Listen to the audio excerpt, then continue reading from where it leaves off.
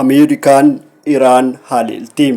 Waraanni addunyaa dhoowwiifi kun addunyaa yaachisee jira. Kooriyaan Kaabaatis waraanatti seenuuf carraa argadheetiin jira jettee dhaadachuu eegalti. Iraan gama isiitiin ibsa ganama kana baafteen Ameerikaadhaaf deebii madaalawaa ni laannam. Nuti Iraaniin kana addunyaan hubachuu qabdi jechuudhaan dhaadannoo dhageessifte. Gama biraatiin miseensonni koongirensii Yuunaayitid Isteetsi of Ameerikaa Tiraamp gochaa isaa kana fedhii isaatiin kaka'ee waan raawwateef itti gaafatama guutuu ni fudhata jechuudhaan qeeqaati jiran.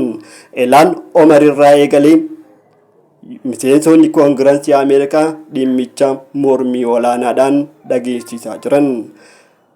Raashiyaa, Chaayinaa, Kooriyaa Kaabaa fi biyyi Ordogaanis waraanatti akka hirmaattu gamanumaan eegamaa jira.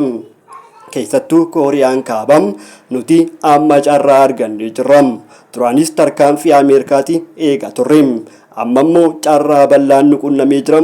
Waraanaaf dirree irratti bahaa jirra jechuudhaan dhaadannoo eegalte.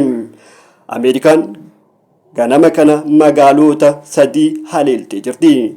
Jiddugala oomisha niikulara Iraan tantaate magaalota 3 irratti meeshaaleen gurguddoon Ameerikaa dhuwanii jiran.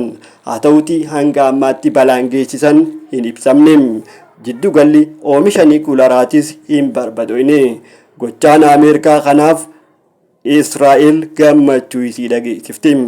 Tiraamp waahela kiyyam baga jiraatti jechuudhaan dhaadannoo gammachuudhaan wal makee dhageessisee jira.